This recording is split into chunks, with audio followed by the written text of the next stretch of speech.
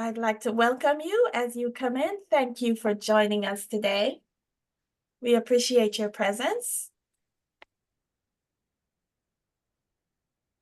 Thank you once again for joining us today.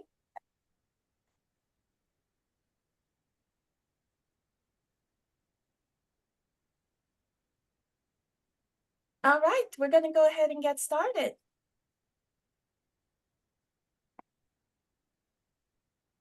Hello all and welcome. My name is Althea. Thank you for joining us for this 30-minute webinar in our Research and Policy Critical Conversations in Language Education series. This year's theme is Technologically Mediated Learning in Multilingual Contexts. We are examining the impact of technological innovation on learning in multilingual settings with a particular focus on AI. Today's webinar is Artificial Intelligence and the Future of International Schools, and we will be speaking with Pascal Vallet. I am joined today by Shelley Spiegel-Coleman, Maria Cieslak, I'm here too. We are recording this webinar and we'll post the webinar on our website after the event. Before we begin, please make sure your mics are mute, or your microphone is mute to avoid interruptions. You can activate closed captioning by pressing the closed caption button at the bottom of your screen. This event is provided as a public service. The views, thoughts, and opinions expressed belong solely to the guest speakers and do not necessarily represent the views of our organization. Our panel comprises esteemed experts who work at the intersection of research, policy, and practice in language education, language access, and equity. You can learn more about them in the webinars page. We'll be sharing a link in the chat. We encourage you to ask questions in the Q&A box throughout the call. We will answer as many questions as possible at the end of our discussion. It is an excellent opportunity to tap into the wealth of knowledge we are fortunate to have here today. Also, click the chat button at the bottom of your screen to share your thoughts and comments anytime. Try it out now by letting us know where you're listening from today. I will now pass the microphone to our facilitators. Good afternoon, everybody. I'm Shelly Spiegel-Coleman, and I'm proud to be on the Board of Trustees for the Center for Applied Linguistics. And I'm going to start our session off with a question to our esteemed guests, to Anne Pasqual. So I'm hoping you can tell us more about your research on today's topic. Mm-hmm. Thank you very much, Shelley, and thank you for allowing me to share a bit the work that we have done here at the United Nations International School. It's a K-12 school, and I'm here in the capacity of the principal. So the research that we have worked on here at UNIS is maybe a different type of research than some research that can happen in the university world. It's a bit more like an empirical research that we have done, where AI has started to penetrate the education, mostly with ChatGPT 1 year ago. From the beginning, we have started to reflect on what does it mean for us for education. So we have looked at many different areas of reflection on AI and education. One of the research, and I call it research, is like really an empirical research, a reflection to try to provocate some question on which I have worked, is to look at the relationship between AI, linguistic acquisition, multilingual acquisition, and how AI can support or not linguistic acquisition, and what impact it can have on the future of instruction for students to learn foreign language in a K-12 environment. I wrote an article that will be published in the fall in a book that is looking at speaking the word, so looking at language acquisition with many, many different aspects. And they asked me to reflect on AI because they felt that we have nothing on AI because there is not so much that exists today on AI and education in a K-12 environment. So what are your elements of reflection?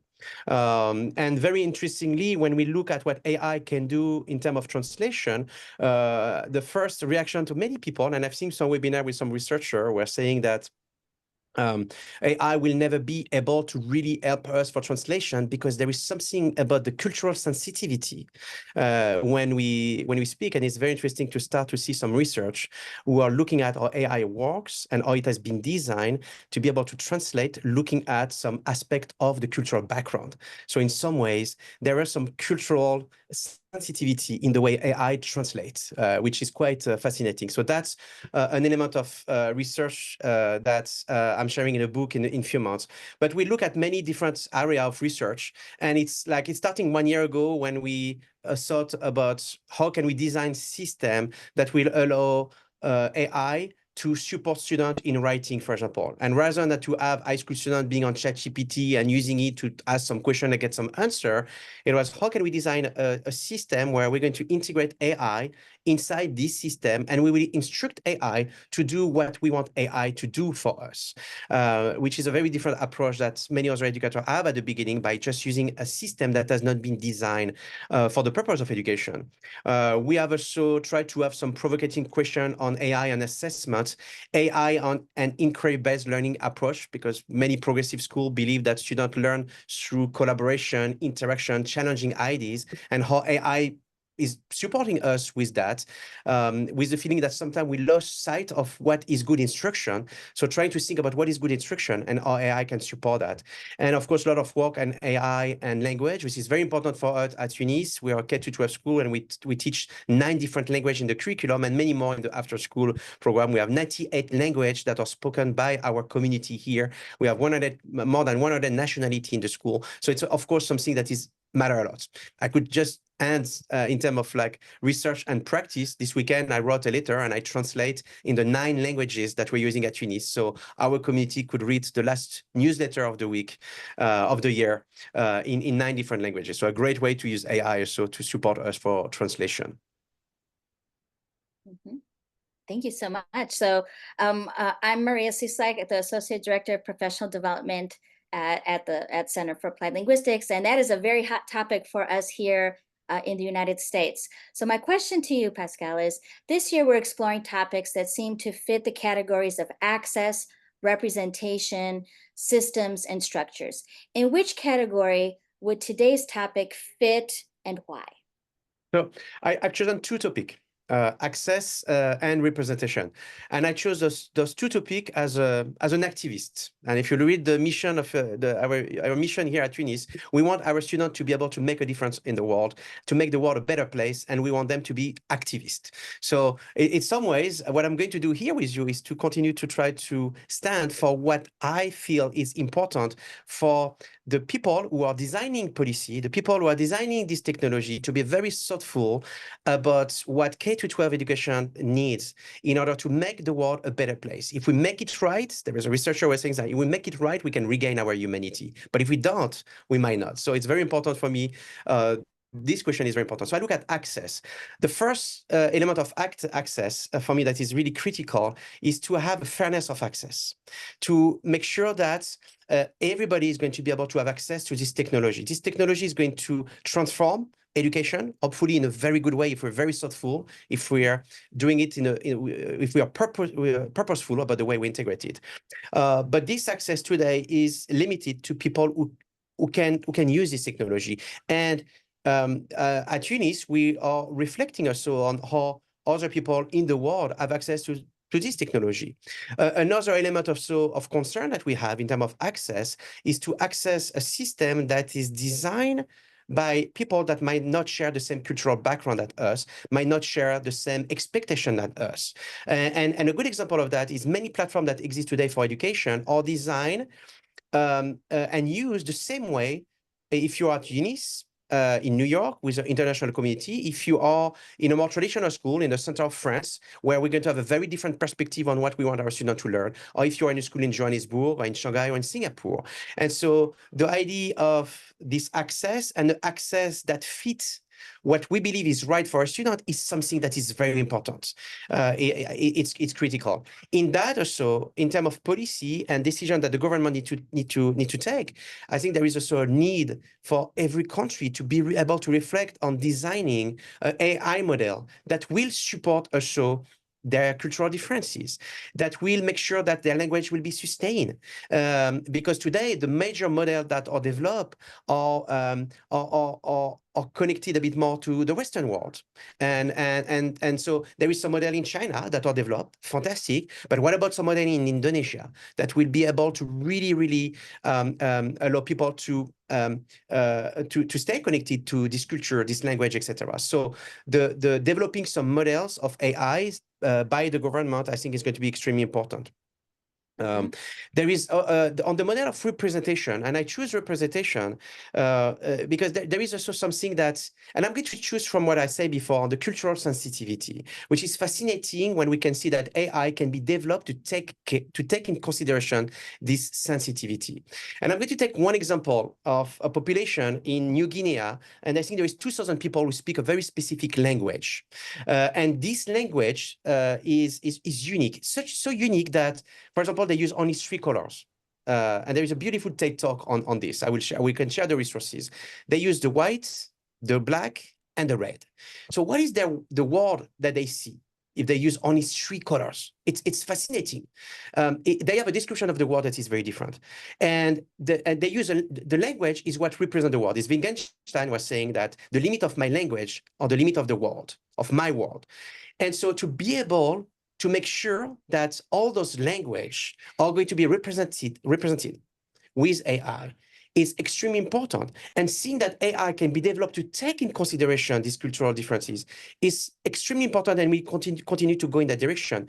And the last element here, again, if we do it right, we might be able to save some language, to capture some language that could be lost over the years, the centuries.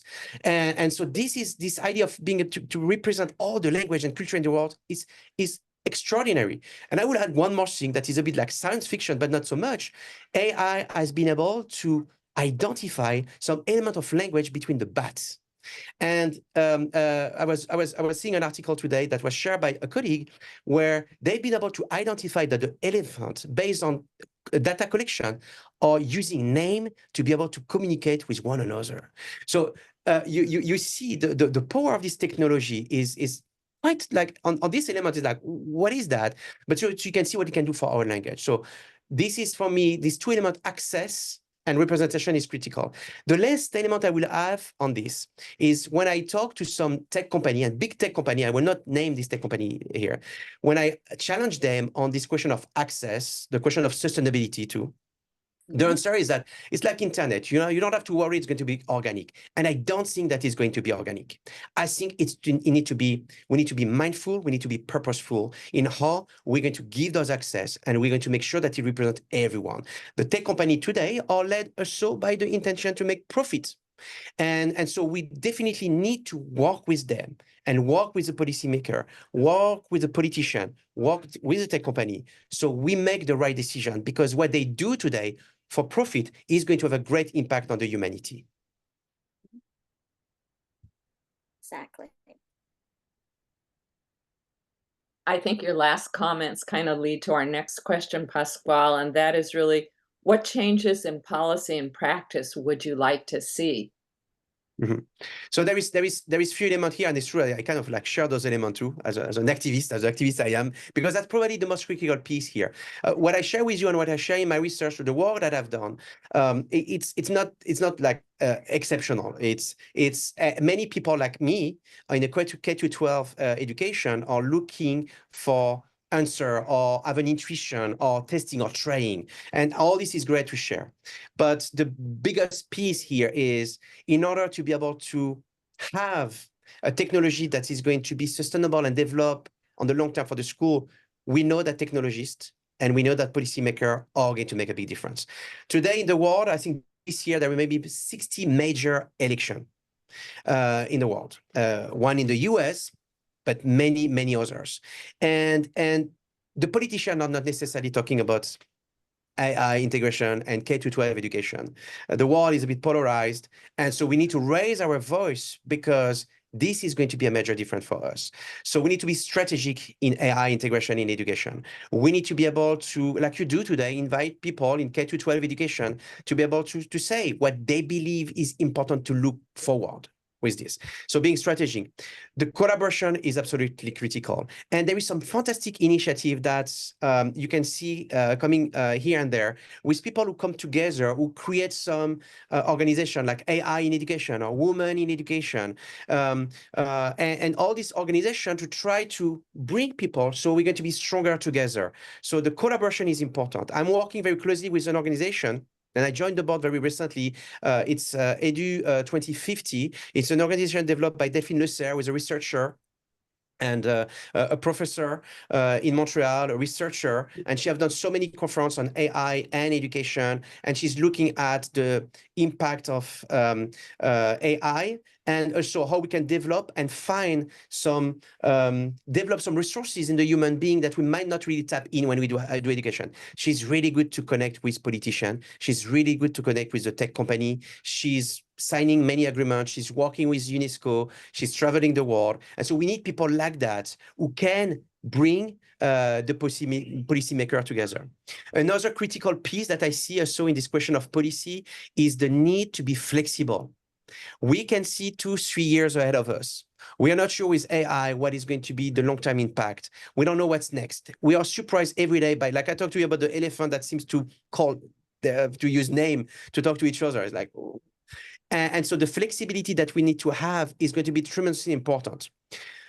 The other element I wanted to share with you is what drive my my work and what should drive policy, the policies, and what should drive everybody's working in education when we talk about AI is this quote from McLuhan that is not necessarily from him, but it's from a friend, but it become his quote. You know, that's what you find on the net. It's his quote, but it's a professor that was one of his friends who say that we shape our tools and thereafter our tools shape us.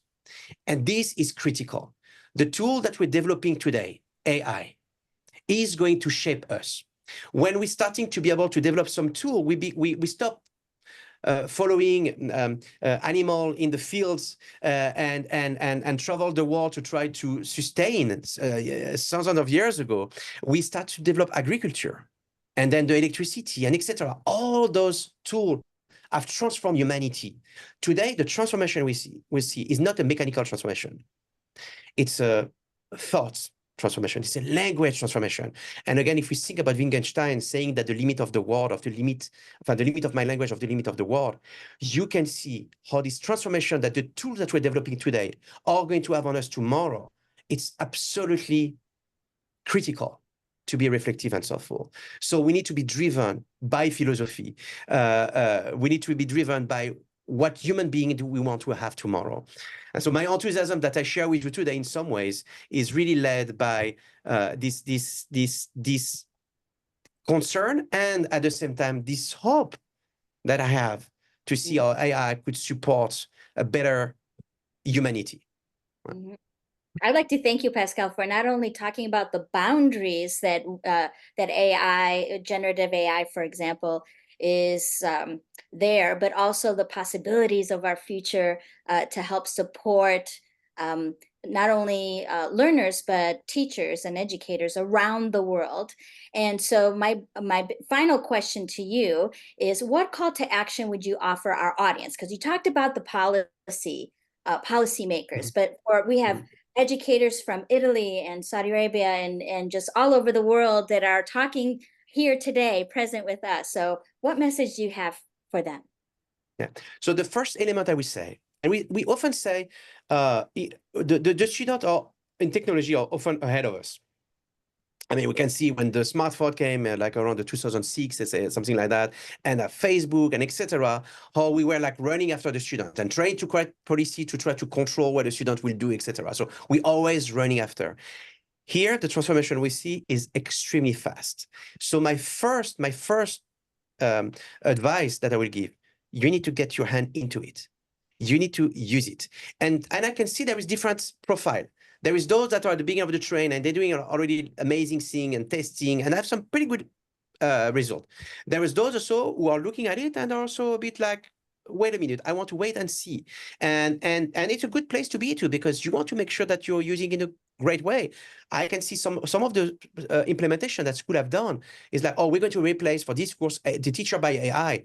But wait a second, you were telling me that you were more like inquiry-based learning approach school, meaning that you are looking at the student to be challenged by others, for example. And now you tell me that but the AI is not doing that. The AI is not designed like that. The AI is just going to be top-down instruction. So I think it's important to be in this place also of like, we need to be cautious. And then there is also some who are very concerned and are going to say that I will never use it. This position here is not sustainable because AI is already, and has already even before ChatGPT, penetrating our world. And so we need to be in this position to roll up our sleeve and to look at it, test it, see what it can do. And that would be my first advice. The second advice I will have, we talk about teacher and student. And one of the major issues maybe I see is there is so many resources and discussion about teacher, students, curriculum, and AI. But the one who design an environment for the teacher to be able to strive with their students are people like me, the administrators, and they need to be able to look into it. Head of school, curriculum specialists, of course, they look at it a bit more, but head of school, principals, chief academic officer, chief financial officer, everyone need to really look into it. Because if not, we're going to have a gap between the end user, the student, the teacher, and the administration. And we can't be in this place where the administration is not going to be able to keep up with this transformation. So a lot of work that we're doing at UNIS is not necessarily centered to education. It's centered also to operational. And we have designed system integrating AI to help us with many things in terms of operating a school. It's very experimental, but it's really allow us also to grow with this movement.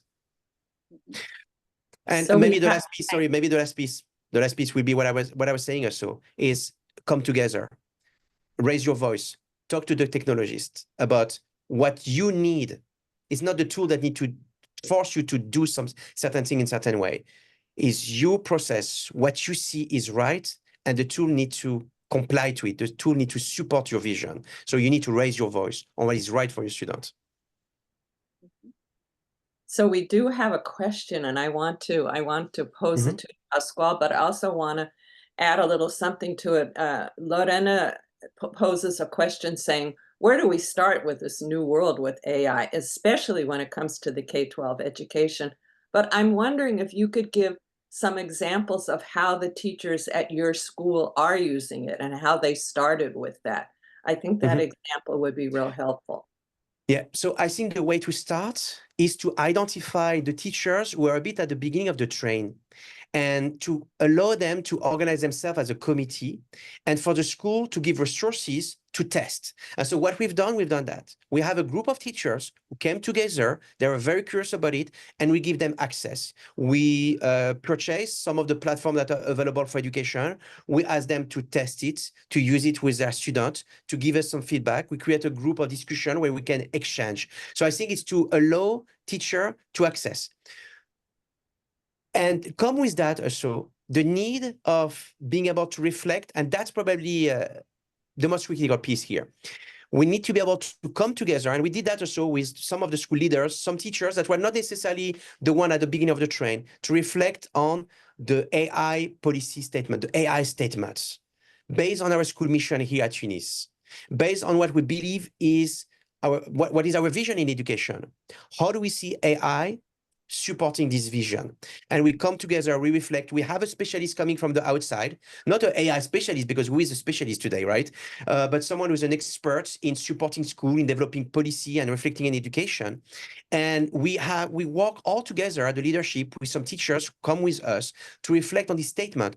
And to do that, we have used AI too, which was a great way to use it while creating those policies. So if you have a statement that need to be flexible because it will change.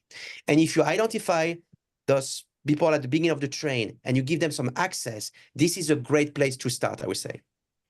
You know what, there's another wonderful question that there's so many questions, but I'm going to ask this one because it hasn't been brought up yet in our discussion today. And it's from Henry. And so he was asking about the technology mediated learning is not always accessible to students and parents. because of lack of devices and low connectivity and low digital literacy. How is AI going to address those concerns when we're talking That's about that's an excellent question. I love this question. And so I have a colleague in Panama, in the International School of Panama, and I've done a couple of webinars with him. And another colleague who is in South Korea, who is like a tech guy who designs things. And we have looked a lot to open source. And so, for example, what I have on my computer today is I can run an AI engine without having any connection to the internet. There is many models that are developed that are not a big model like ChatGPT, etc. There's some models who are like hundreds of times smaller, who give some amazing results and can be installed locally on server or locally on computer, like I have on my MacBook here. And so you still need a device to access AI. But tomorrow we could have some models that are very small that could be also that would take the resources of a smartphone and we'll have some amazing results without necessarily being connected. So we need to support also the open source movement, and we need to be supported also by some people in our school who are like tech savvy, who can look at that. The technology exists today. Amazing research and development that are done to give access to AI. And so, voilà. So kudos to those people who are really trying to develop that. And if you look like open source AI, and maybe I could share some resources by email also on love this. that. Our There is audience some would really, appreciate that it's as so well. critical. It's so critical. The model that are developed by ChatGPT could be, if I compare to my school of 1,500 students, it takes the size of the building. But there is some model that are the size of my car who have amazing results. Voilà. Mm. Very nice, very nice. Yes, if you could share those resources, that we're definitely going to put that on our Yeah. for Applied Linguistics website with Yeah. the recording. So we have another question from, I hope I say your name right, Sahida. And what she's saying is that in this era of a promotion of heritage language is essential to accelerate learning. She's part of an Urdu language teacher community, and she's wondering, what is the facility that is available for AI training for teachers who are working in the area of heritage language instruction? So so I'm not sure exactly on this specific element that she's looking at. There is two things I could say. There is some organization like AI in Education, etc., who are trying to bring people together and who are communicating some work they're doing, and it's like we need to be part of those community of sharing. Specifically on the heritage language, there is some very interesting research, and I could share those research. We're looking at AI, and our AI again can translate, looking at the linguistic sensitivity. And so all those heritage language can be, in fact, if we do it right again, if we don't do it right, we can lose it, because then it's the supremacy of English, for example, and we lose some languages over decades or centuries. But if we do it right, those language can be fixed, can be not fixed because there is always evolution, but can be saved and can be accessible by others. I mean, technically, what is fascinating, maybe I can elaborate just a bit on that. Tomorrow, we might have a little headset in our ear that is going to translate like right away. I will speak French to you right now. You will hear English. I mean, it's already there. It's happening. So the focus should be maybe a bit less on the technicality of the language, but what is the cultural background? What is your culture? Why, when you say red, your red means something else for you than for me? If we can be there with AI, so focus a bit less on the technicality, because I will be able to speak any language with a single device, but so I'm focused a bit more on what does it mean friendship for a Korean, for someone in California, for a French, for a South African, and for an Indian. Friendship is different. Time is super interesting. Time is different for a Balinese, that is a cycle. For in US, maybe time is money. It's more like a line. And I think in Thailand, time, when they look at time, they look back. So what that's going to be the focus tomorrow. We're going to get to know each other better. So the language that we'll be able to speak, not only we'll be able to speak them, but we'll be able to understand a bit better what it means. Well, that's my hope. Thank you so much. This was very interesting. I hope everyone enjoyed the webinar today. Unfortunately, this is all the time we have for questions. Pascal, thank you for joining us today and sharing your views. This was very informative, very interesting. Thank you to our co-facilitators for being here today. Thank you to our viewers for tuning in. Please watch your emails for a follow-up email with the recording of the webinar and a link to the website, which may have resources related to this topic. Thank you all for joining and have a wonderful day. Thank you. Thank you.